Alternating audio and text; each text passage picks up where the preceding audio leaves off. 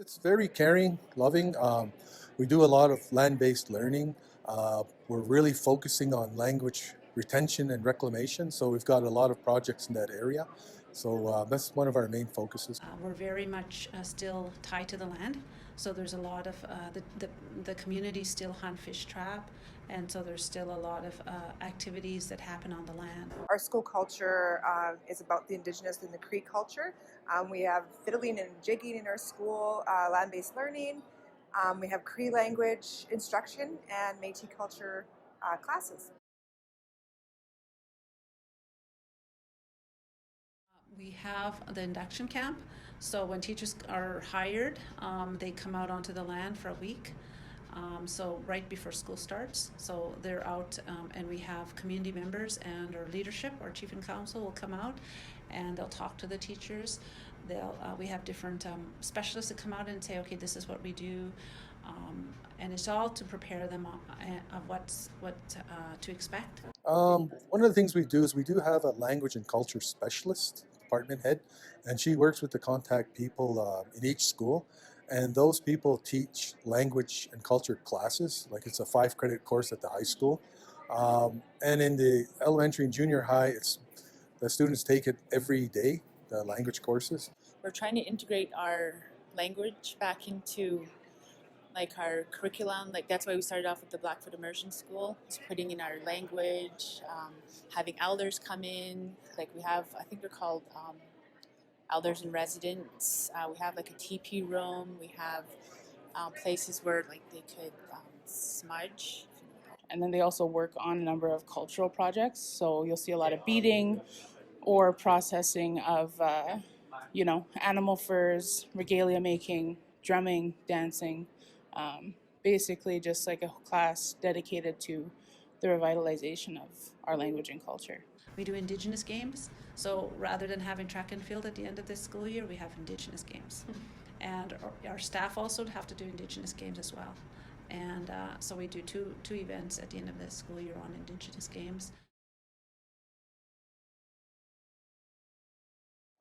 For me, I look for people who can collaborate with other people. I look for people who are flexible and have good time management skills. I like people who take initiative and have a lot of new ideas to bring to the table, and who know what their strengths are so that they can contribute to our staff and our school goals. Maybe someone who knows the culture, the area. Maybe someone who is open to working with like Indigenous students. You look for people that are genuine and enthusiastic and actually want it, because the North isn't for everybody. But if you've got a love of nature and a love of students, and you want to help, that's kind of the biggest thing. Is you can get by with a lot of things if you care and you actually are genuine and want to be there. Because then you build those good relationships with the kids and with the parents and with the community. So we like people who love the outdoors. We are a small school, we're isolated, so loving the outdoors is something that, is a must for us. One thing that always stands out for me is if things are misspelled. Right, so always take the time, make sure that you get your spelling and everything else correct, and if you're applying, some people have a cover letter that's to 3 different places. Make sure you got the name of the schools changed and things like that. Special interests of the students, because a lot of the times we will be looking for a teacher for a certain class or subject area, but we're also looking for coaches, for extracurricular activities, fine arts, anything that you can put on your resume that tells about who you are is helpful. Yeah. The first opening little objective, if it's too vague, I'm not really drawn to that resume if it's saying specifically what they're looking for. And I also look at the skills. I make sure that there's some technology skills so that they know how to use the Google Suite, and that they have some Indigenous knowledge or background.